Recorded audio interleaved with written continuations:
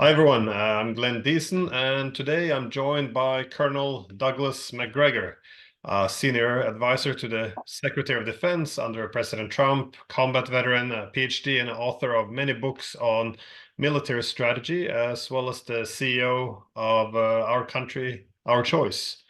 Good to see you again, Colonel. Good to see you, Glenn.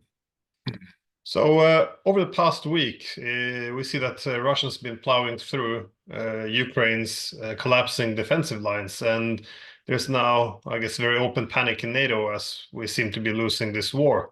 And the response has been escalation or reckless escalation, one might say, as the US is now sending these long-range ATACMS, which Blinken suggests the Ukrainians can use as they please. We'll see the British now openly encouraging the Ukrainians to use British missiles to strike inside Russian territory. And the French are even sending troops, at least, well, yes, they have already sent troops. So it seems to me that, well, the line between a proxy war and direct war is becoming increasingly thin if it hasn't been crossed already. And we see that the Russians responded now by calling in the French and the British ambassador to the foreign ministry, but also announcing this tactical nuclear missiles exercise. And of course, one can blow this off as the Russians merely communicating its deterrent, but it also seems, I guess, that this is something very different. So I guess the whole idea that NATO countries can attack Russia without retaliation no longer works. And I think the fear in Moscow is that its restraints is interpreted as weakness. And anyways, my impression now is that from Moscow that this is not a bluff, that we're getting very close to a Russian military retaliation against NATO countries. But again, this is why I really wanted to speak with you as well. As my question is, how do you read all of this development, and how could Russia actually retaliate if this continues to escalate? Do you see it's a possibility of merely striking Western targets in Ukraine or striking targets outside of Ukraine? Is any possibility of striking logistics systems in Poland and Romania? How do you see this situation moving forward? The Ukrainian army is actually in worse condition today than, let us say, the British Expeditionary Force in 1940 on the beaches of Dunkirk. And some of your viewers will understand what I'm talking about. The war is lost. It's not a question of it's losing. It's been lost for a long time.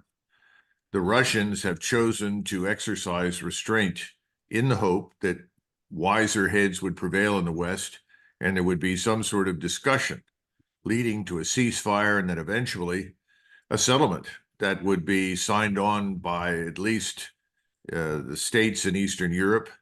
In other words, Poland, Lithuania, Latvia, Estonia, Slovakia, Hungary, Romania, Moldova, and perhaps Washington.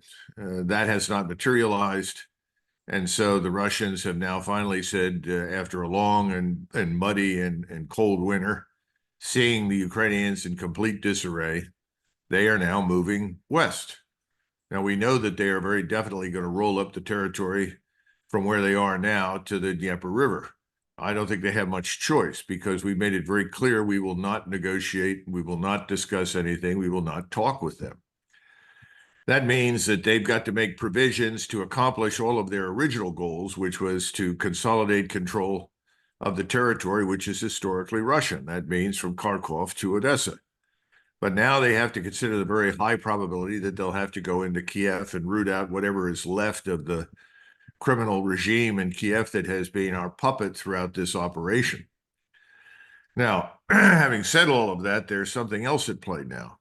And that is that imagine if the British had taken whatever forces it had left and thrown all of them into the fight while their army was standing on the beaches at Dunkirk.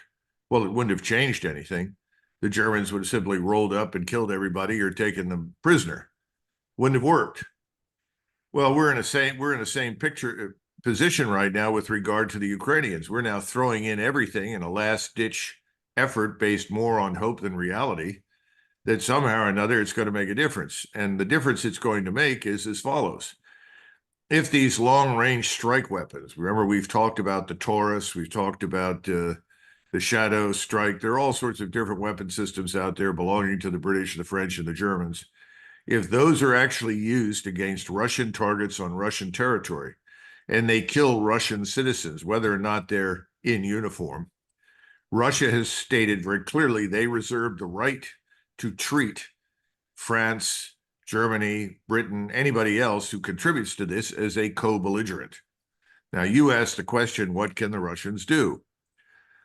Well, I think you have to understand that the Iskander missile and other systems like it have the capability of striking targets from, I would say, Spitsbergen up on the up near the Arctic Circle all the way to southern Portugal. So they have a rich target set from which to choose. They have no shortage of missiles. Now, their preference would be not to do that. But the British have made it very clear that they are resisting reality. Sometimes I think the British and the French are both lost in a world that doesn't exist. They fancy that this is 1854 and they're dealing with a crisis in the Crimea and that Russia is backward and incapable of really responding, which was almost true in 1854. And the Russians ultimately abandoned their efforts to move further west and gave up on the war in Crimea, largely because they had no means of supplying Crimea and their forces that were there. Well, that's not true anymore. Russia is a modern scientific industrial power with an abundance of resources and endless production capability when it comes to military equipment. It now has the largest and arguably the best battle-hardened army anywhere in the world. And to this must be added their rocket forces, their strategic forces, their aircraft, manned and unmanned. All of these are in a very high state of readiness. And the final point is this. The Russians have always said that they would not be the first to use nuclear weapons. But the Russians are watching us. And they have slowly but surely begun to convince themselves that we're serious about invading Ukraine. They see forces gathering in places like Poland and Lithuania, as well as down in Romania and in Moldova. And they say, these people are crazy. What do we do? How do we warn them off? How do we persuade them that we are indeed serious? One of those ways is to make it abundantly clear that the warheads can go very quickly from conventional warheads to nuclear warheads.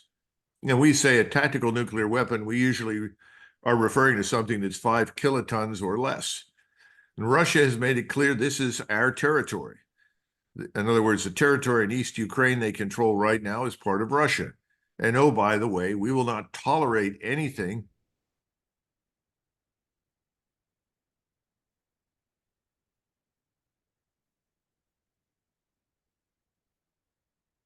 lines. And so you get these very straightforward statements by Foreign Minister Lavrov, as well as by Medvedev and others, making it abundantly clear you are now on very dangerous ground. If this continues, we will probably begin with NATO bases, that is British and French concentrations on the continent, but we will not stop there. We will actually consider striking positions in the British Isles as well as in metropolitan France. So you had better figure this out and get out of the way or we're going to attack. Now, you know, the French have already lost 7 soldiers. They announced that.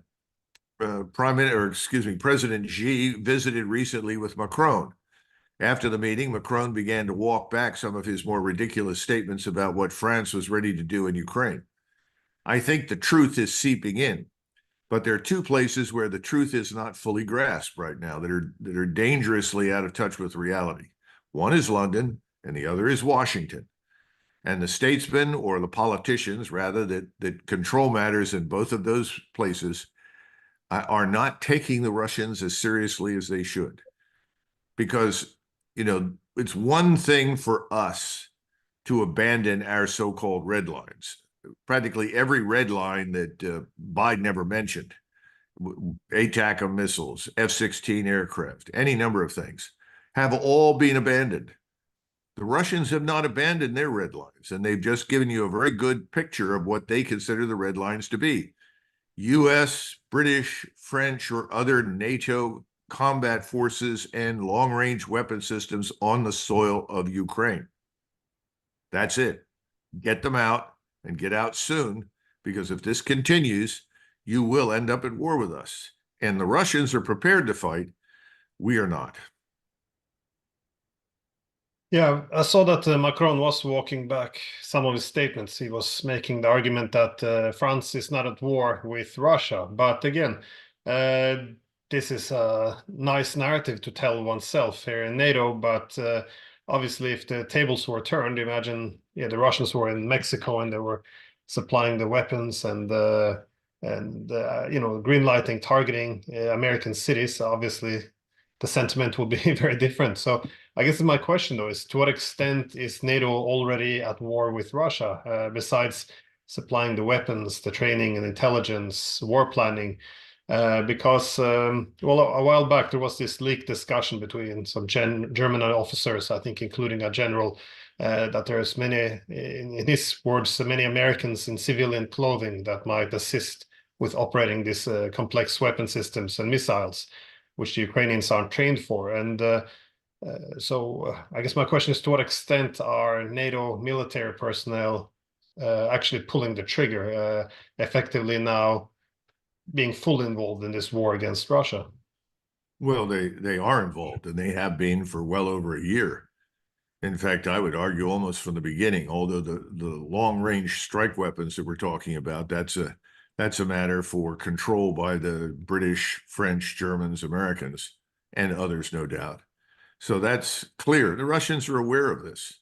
The Russians have refrained until quite recently from systematically targeting NATO troops on the ground. In other words, soldiers or advisors that are there to help the Ukrainians maintain and employ these weapon systems. And remember, we have cells on the ground in that country, as well as in Poland and Germany and elsewhere, that are providing the intelligence, the reconnaissance, and the surveillance capabilities from our space-based assets and high-altitude assets to the Ukrainians. That's why the Russians have been very careful about massing forces. That's why they've moved very deliberately, because they know that we can see most of what they do with great clarity, just as they can see most of what we do with great clarity. They've adjusted and adapted. The Ukrainians have not. The Ukrainians have behaved as though that none of that existed, and that's why you now have 600,000 dead Ukrainian soldiers at least, and 1 million plus casualties. So I think the Russians know those things, and I think the Russians are telling us what they know. And the ball is now in our court. Either we cease and desist and back away, or we risk a direct confrontation with Russia. And that confrontation will have harsh consequences for us. Economic consequences, disruptions in supply chains, destruction of whatever energy infrastructure still exists. There are a whole range of things that could happen. This is not something that Moscow wants, but Moscow is signaling we can do this. Now, the response to this, and the only response that we have, since we are so weak conventionally, is a nuclear one. And again, the Russians have said, if you use a nuclear weapon, we will respond. He said, we will all die. These are words from Putin. We will all die, but at least we will go to heaven as martyrs. Now, that's a hell of a note, but he's made that very clear. So we would be very stupid to breach the nuclear threshold and question the resolve of the Russians to act. But again, you're dealing with people who have been out of touch with reality virtually from the moment this began. And they have been lying prolifically to their populations, to their electorates. So how many people in Europe actually know the truth? They think that Putin woke up one morning and said, oh gosh, I think I'll invade Ukraine, which is, of course, absurd. Nothing could be further from the truth. He was goaded and provoked into this, as the Russian people were. The notion that every Russian wakes up every morning and sharpens his bayonet and can't wait to go to war against us is equally stupid. This thing needs to end, and it can end. And the sooner it ends, the better for everyone concerned. But right now, we still have a lot of people who have made outrageous statements, Glenn, and they can't retreat from stupid positions. We went through this in Vietnam with Lyndon Johnson. And then subsequently, Nixon, I think, foolishly listened to Kissinger, who kept saying, oh, we can't just withdraw. The Soviets will think we're weak. Well, we know now in retrospect, the Soviets thought we were stupid for being there to begin with. And they were right, just as they were stupid to waste their time in Afghanistan. And we were right. But we are stupid staying in Ukraine and pressing this issue, because that's a guarantee that not only will the rest of Ukraine be destroyed, but that we end up at war with a power that's not really our enemy. Now, how do you get this across in the current environment, particularly when the media is obediently repeating stupidity every day and every night, lie after lie about what's really happening on the ground in Ukraine? It reminds me of in this movie with Bruno Ganz, who has now passed away, Untergang, where this secretary says, "But mein Führer, what about the inevitable victory?" And of course, he turns, walks into his room, and shuts the door. Well, I think we're going to have a similar response very shortly on the Western side. So we need to stop. We need to get out, and we need to signal very clearly we are going to suspend all further military aid. We should continue to provide humanitarian assistance because that's what Ukraine really needs. But otherwise, we need to get out of this war. We need to end it. And then we need to sit down and get the best outcome that we can from the Russians, who are clearly in the victorious position. After all, it's their part of the world. Everyone forgets the Russians controlled most of it for the last 300 or 400 years. The only ones who competed were the Lithuanians and Poles. No one in Western Europe, no one in the United States ever had any designs on any of these places. So the notion that somehow or another this makes or breaks us as great powers is absurd. Yeah. Yeah, I think it's interesting what you say about that Russia was goaded into this, because this is, I think, one of the most terrifying things in the media, the complete absence of context. And at least in the United States, I feel there's more more context, as well. The whole idea that well, the continued escalation of NATO, it seems to be based on the explicit premise that Russia could merely pull out of Ukraine and the war would be over. But again, all this is based on the idea that Russia merely decided one day it wanted new territories. But this neglects that the war really began in 2014. And there's actually an interesting article 2 months ago in the New York Times, because after the NATO-backed coup in 2014 to overturn Ukraine's neutrality, the first thing the intelligence chief of the new Ukrainian government, by the way, that Newland and Washington had handpicked, was to form a partnership with CIA and MI6 in a covert war against Russia. Again, this is reported in the New York Times, and it started on day one, well before Russia even reacted by taking Crimea. So but it just seems that at no point over the past 2 years since Russia invaded has NATO countries engaged in diplomacy. They ruled out any end to NATO expansion, and they even made clear that once the war is over, Ukraine will join NATO. And again, this is a war considered to be an existential threat by Russia. Even if we don't agree, this is obviously what they're acting upon. So I think as NATO shuts the door to diplomacy, the only acceptable outcome for the Russians is victory. And as you also stated, this is why I find it such a strange policy, because with this huge escalation, with this long-range missile sending in troops, it's either the West would be successful and Russia would retaliate with nuclear weapons, or we're unsuccessful, which seems much more likely, but we nonetheless risk retaliation and, of course, not just destruction of Ukraine, but collapse of NATO, possible nuclear war. I just don't understand what is seemingly the plan in Washington. Is it merely gradually bleeding the Russians, or? Well, there are two things, I think. First, to go back to David Cameron in particular, because I found his remarks most interesting and dangerous, frankly. He was asked, well, what can the Russians do? And he said, well, they can bring this conflict to an immediate end by simply withdrawing their forces, which I thought was a statement rooted in a combination of ignorance and arrogance that defies reason. That would be like saying, well, the quickest way to end Britain's war in Ireland in 1920 is to withdraw. Well, that's what they did eventually. They did withdraw. But this is not Ireland, and this is Russia, not Britain. And unlike Ireland, which is separated from the British Isles and from Great Britain, this adjoins Russia. And about half of the people that live in the place are effectively, culturally, linguistically, and otherwise Russians. So the notion that somehow or another everything could be solved by removing the Russians is absurd. There's something else involved here, and I think it's important. I think the ruling class in Europe and in the United States is losing its grip on power. I really do. I think this globalist neocon class that has opened your borders, admitted tens of millions of people that no one asked for, who cannot be assimilated, who don't want to assimilate, who want to essentially settle and conquer you and us, to be blunt, is part of the problem. The electorate, at least in the United States, and I think increasingly in continental Europe, is awakened to this danger. And I think they're disgusted with it. We are within inches of a catastrophic financial crisis and economic downturn. Now, there are lots of people that will show up every day and tell you everything's just fine. I'm always reminded of the U.S. Secretary of the Treasury. His name was Mellon. And in June of 1929, he gave a famous speech, which was designed to calm the fears that were prevalent that we were nearing a serious crisis in the economy and the financial markets. And he said, Americans live in an era of unbroken prosperity. Well, that was June. October, everything collapsed. I think you're in a similar situation right now. The debt consumption or the consumption through debt financing is about over. Fiat currencies are almost played out.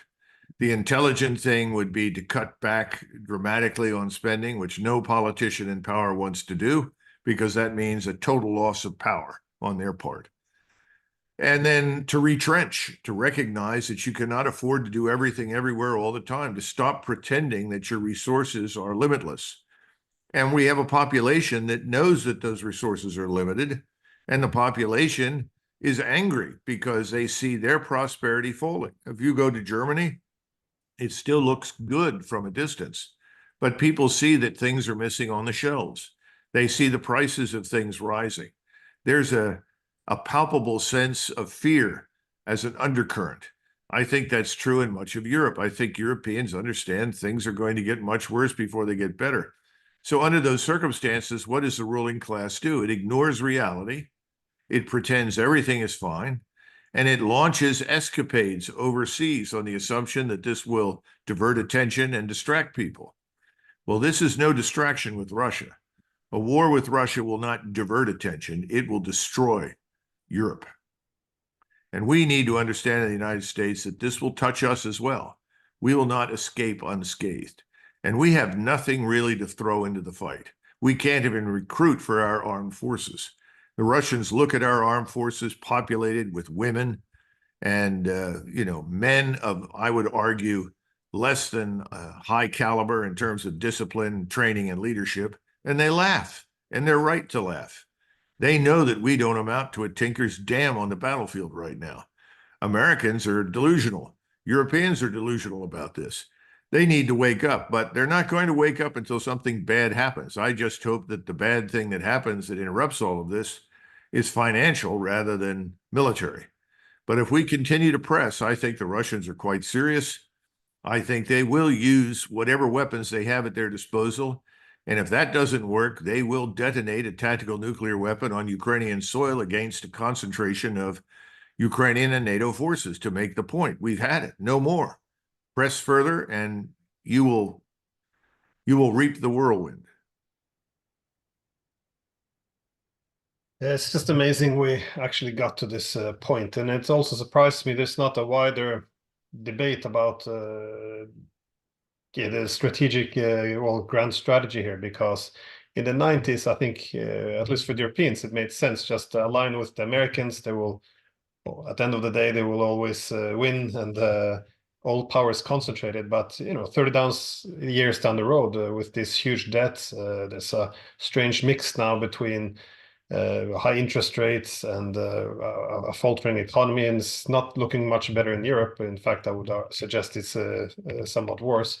With this economic problem, a social problem, which leads to political problems. And meanwhile, all the main rising powers don't want to live in this hegemonic world anymore. So they're all beginning to diversify their economic connectivity and integrating, as in BRICS. And And none of this appears to impact the strategic thinking that a new world is actually emerging, and we might have to readjust to reality. But I'm wondering, is there some change in the strategic thinking though? Because we don't usually admit defeat, but at least you see politicians and the media stop talking about the wars which we lose interest in. I mean, here in Europe, Ukraine is still on top of the headlines, but is the United States growing sick of Ukraine? Is there a more attractive war on the horizon? How? Well, I think in the United States, the focus is increasingly on Israel. And you have a situation in Israel, which is, I would argue, very desperate. The Israelis are in a very difficult position. They cannot declare victory and end the war because they haven't had any victory. They are caught up in this radical frenzy of murder and expulsion of people from Gaza. They're into it to the point where I think Mr. Netanyahu thinks along the following lines. First of all, I have control of America. I control the United States. As long as I have control of the United States and the United States is compelled to support me regardless of what I do, I've got to continue. There's no way out of this. Either I utterly defeat all my potential opponents and adversaries in the region and establish my unchallenged strategic dominance, or I risk total failure and potentially collapse. Now, I know a lot of people look at him and think that he's focused on himself and the charges that he faces. I think people are selling him short. At some point, you have to believe what people say. Take them at their word. I think Mr. Netanyahu is a serious, what we would call Jewish supremacist. And he is bound and determined to establish that once and for all, because he thinks that's what he owes the Jewish people in the region. Now, you and I can debate the wisdom of that, but that's what he believes, and he's surrounded by a lot of people who agree with him. And I think most of the population still backs this policy, even though they may dislike him personally, they still back it. Now, that's a dangerous position to take because at some point, the adversaries that you are dealing with, that you regard as weak and incapable, turn out to be capable, and they are no longer weak. There is nothing to stop him in Gaza. Let's be frank, there's nothing there. Jordan is a very weak state. Its king, who is normally a very sharp, balanced individual, made a terrible mistake when he cast his lot with us, the British and Israel, against Iran. Not against Iran per se, but to help defend Israel. Just the other day, I think it was yesterday, maybe 24, 36 hours ago, Mohammed bin Salman, the king or the crown prince of Saudi Arabia, survived an assassination attempt. I think that's just the beginning, because the Muslim Arab populations in the region are sick to death of the people that rule them, not necessarily because they're corrupt or oppressive, but they see them as weak, as immoral, as utterly failing in their obligations and duties as Muslims to protect the people that the Israelis are slaughtering. So I think in the Emirates, in Saudi Arabia, in Jordan, and I would add Egypt, the leadership in all of these states are very worried. And then you have, of course, Mr. Erdogan in Turkey, just went through an election, and he didn't do well. And people are saying, oh, well, it's the economy. No, the economy in Turkey has been fragile for some time. He's up against a Turkish population that is enraged by what the Israelis are doing. And they are very frustrated with his failure to act. And to this must be added, obviously, the so-called Shiite crescent, the Shiite militias in Iraq and Syria, as well as in Lebanon and also in Yemen. And they are sort of pop heroes at the moment because they've survived everything thrown at them and they continue to be effective. And then finally behind this stands Iran. And miraculously, I think Mr. Netanyahu looked at the situation and decided taking on Iran while he had not yet finished the job in Gaza was dangerous. And he didn't want a multi-front war at that point. So he's tried to narrow the focus to just Gaza, assuming if I can get that done, then I can turn my guns on Hezbollah and the Americans will have to help me. So we shall see. but that's a very dangerous set of circumstances. I know that the USS Eisenhower carrier battle group was on its way home and was turned around and is back in the Red Sea. So that tells me that we're standing by because we anticipate serious problems. I feel very sorry for the people sailing on that ship. I don't know when the last time was that they were at home, but I think that happens to a lot of people in the Navy these days. We're overstretched and undermanned. So we'll see what happens next, but none of it looks good anywhere. And everything is at a point now where it could blow up suddenly. And then a large part of our electorate in both Europe and the United States will say, well, what happened? How could this happen? Because they haven't paid attention and they have taken everyone at their word. And there's this very dangerous underlying assumption. War and its devastating consequences is something that happens on other people's soil. It doesn't come to America, doesn't come to Norway. It doesn't even come to Poland. But they might be in for a tough education. Yeah, again, I think this is often goes back to the past 30 years of bombing weaker countries, because this is very different. And this has been my concern as well, because once NATO now bringing the war into Russia, obviously they have an incentive to restore their deterrent by bringing the war into NATO. And the idea that they would never do this is very strange to me, because Well, I think it was Michael Howard who many years ago, and I've forgotten precisely where, I think it was in his volume, The Causes of War. He said that at some point in every crisis or conflict, there is a struggle between power and conscience. Well, we've had no conscience for a very long time, only power. And I think it's time for people to look inward, especially the leadership of their countries, and understand that their first and foremost duty is to ensure the survival of their state and its people. That's absolutely the top priority, not pushing the Russians out of Ukraine, which is never going to happen, not trying to rescue the awful reputations of terrible people who are governing us. Those things are irrelevant. There has to be a conscience. Where is the conscience in Washington? Where is the conscience in London?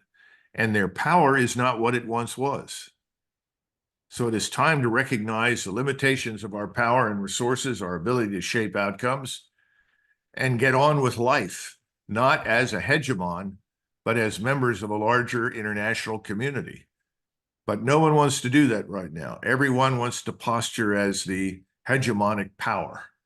And that's what you see with Macron, and that's what you see in London, and that's what's happening here in Washington.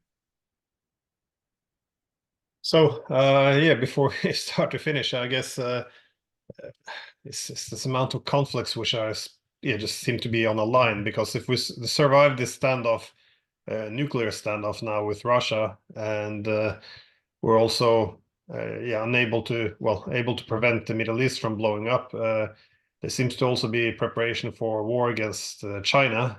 I mean, do you see any? These are all nuclear power. Well, Iran being a threshold power, not an actual nuclear power yet. But do you see any signs that could fill us with optimism? Any way out of this?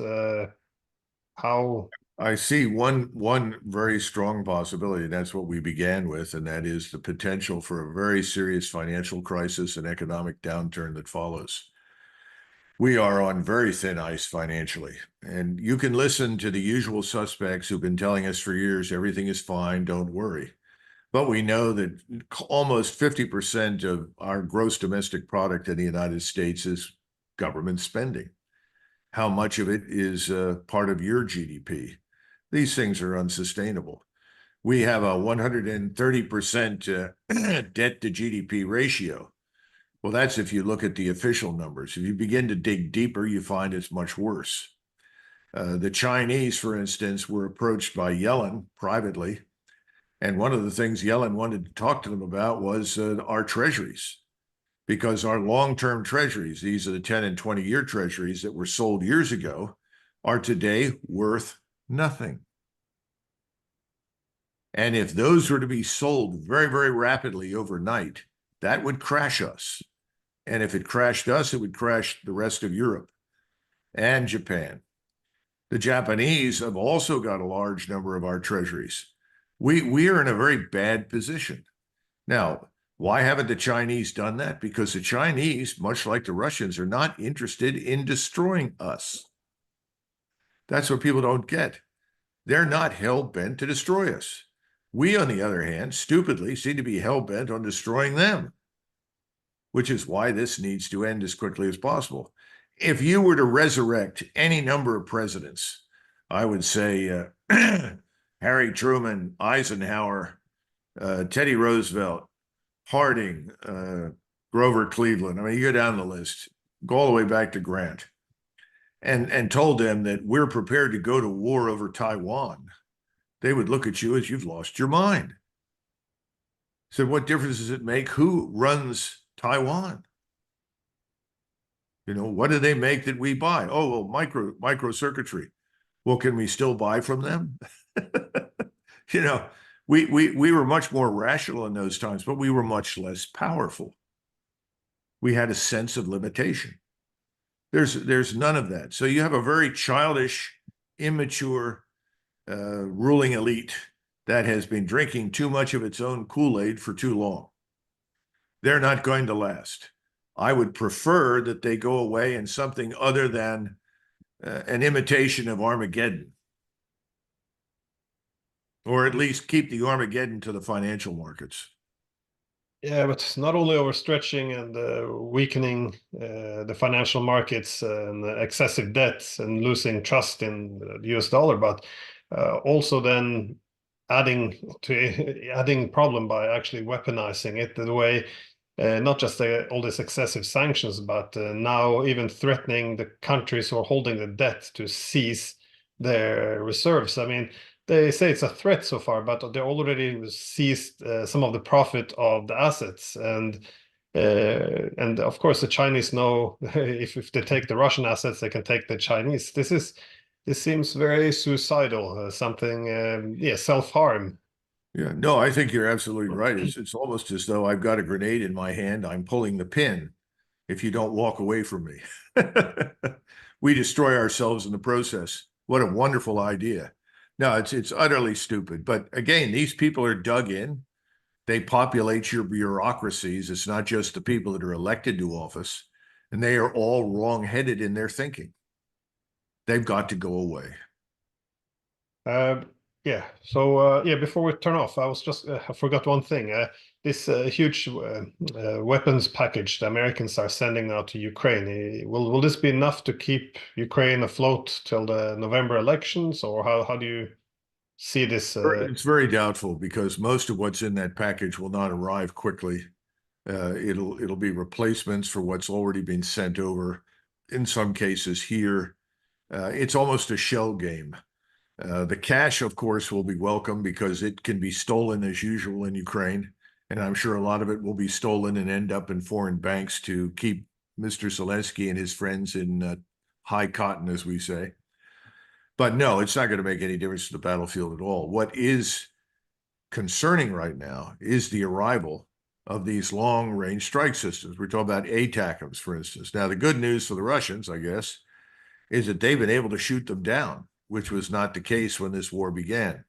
Again, the Russians have dramatically increased their capability and improved their performance thanks to this war. We have not. And that, I guess, is probably somewhat reassuring to the Russians. But the rest of these things, the Storm Shadow, Taurus missiles, and others, that's a more difficult proposition. And if enough of those are launched deep into Russian territory and kill Russian citizens, destroy Russian infrastructure, the more likely that the things you've heard from Foreign Minister Lavrov and Dmitry Medvedev will happen. Well, yeah, let's hope cooler minds prevail, I guess. Colonel, thank you so much for your time. I really appreciate it. Thank you as well, Glenn. Bye-bye.